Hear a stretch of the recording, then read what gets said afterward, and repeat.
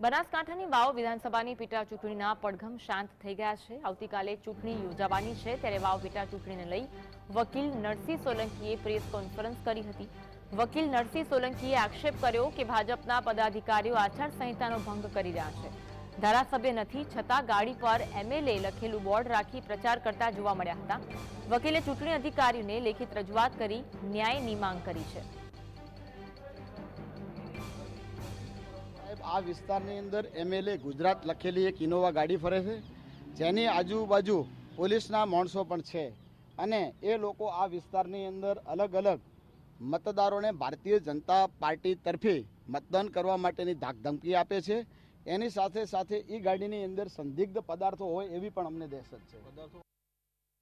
આ સમગ્ર મામલે વધુ એક અપડેટ પર નજર કરીશું। એક તરફ જે આક્ષેપ થયા છે તેને લઈને ભાજપ દ્વારા પલટવાર કરવામાં આવ્યું છે। આચારસંહિતા ભંગ મામલે ભાજપ પર આક્ષેપ કરવામાં આવ્યા, ત્યારે ભાજપ દ્વારા સમગ્ર મામલે પલટવાર કરાયો।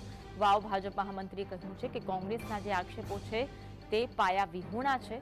કોંગ્રેસના આક્ષેપ જે લગાવવામાં આવી રહ્યા છે કોંગ્રેસ દ્વારા, તે પાયા વિહોણા હોવાનું ભાજપ દ્વારા કહેવાયું। કોંગ્રેસ હાર ભાળી ગઈ છે અને આ વિસ્તારમાં બહારનું કોઈ નથી। ધારાસભ્યની ગાડીથી સાબિત ન થાય તે ભાજપના છે તેવું વાવ ભાજપ મહામંત્રી દ્વારા કહેવામાં આવ્યું। આ સમગ્ર આક્ષેપને પાયા વિહોણા ગણવામાં આવ્યા। વિડીયો 2-4 દિવસ પહેલાનો પણ હોઈ શકે છે તેવું પણ તેમના દ્વારા કહેવામાં આવ્યું હતું। આ સમગ્ર આક્ષેપને પાયા વિહોણા ગણવામાં આવ્યા હતા।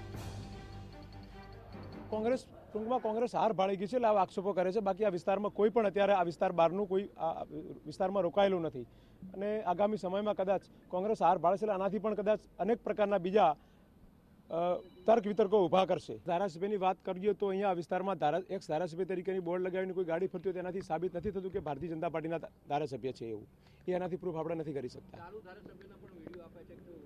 એ કદાચ બની શકે, કારણ કે આથી 2-4 દિવસ પહેલા અહીંયા ચૂંટણી પ્રચાર અર્થે આવેલા હોય તો એ વિડીયો